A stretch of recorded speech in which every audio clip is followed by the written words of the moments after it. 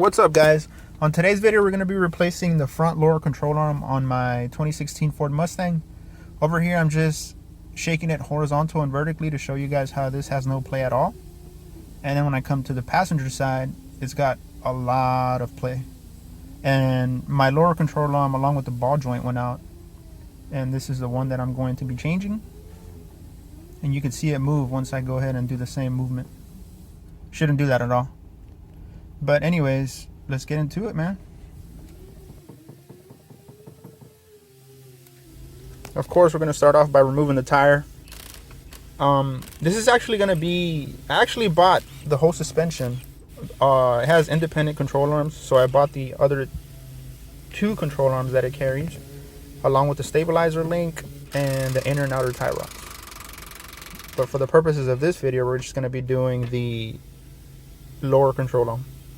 And then I went ahead and got my 1/2 inch impact and my 21 socket and removed the bolt that's from the subframe to the control arm. And then I got my 21 socket again with an extension and removed the 21mm nut that holds the ball joint to the spindle, knuckle, whatever you want to call it.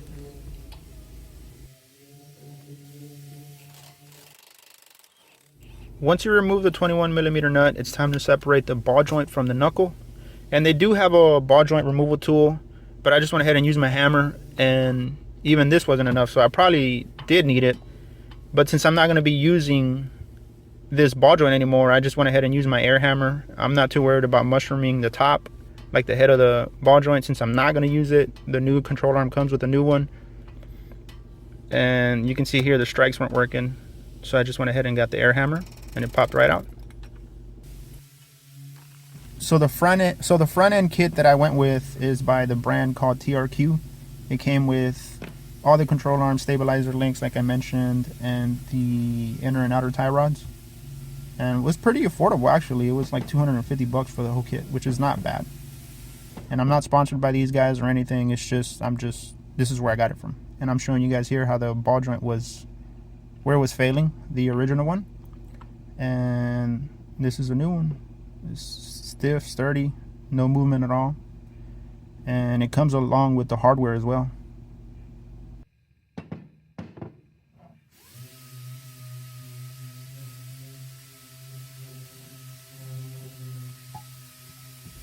Now it's time to install the new one.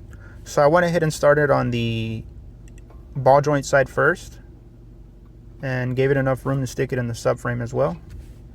Since this has a little bit of play, I can actually move it and guide it to where it needs to go. And just hand tighten it while I went and lined up my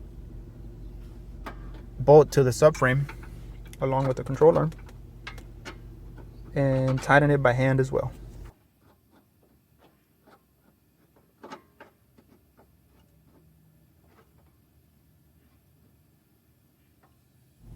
Once I got it threaded on, I went ahead and tightened it with my 1/2 inch impact 21mm socket, but I didn't tighten it all the way because I'm going to come back and torque this actually. So it's just enough to where I can just start torquing it by hand. And then I torqued the ball joint to 85 foot-pounds as per Ford request. And it's going to read about 86 or so, but this one you have to give or take 1 or 2 pounds. That's how the torque wrench is read. Then I went ahead and loaded the suspension up and torqued my lower control arm bolt that's from the control arm to the subframe. I torqued it down to 184 foot-pounds with the suspension loaded. And that's pretty much it, guys. This is where the video ends. Thank you guys for watching. I'm going to show you guys later on how the play in the wheel is no longer there, but now it's time for some new tires and we're ready to roll along with an alignment.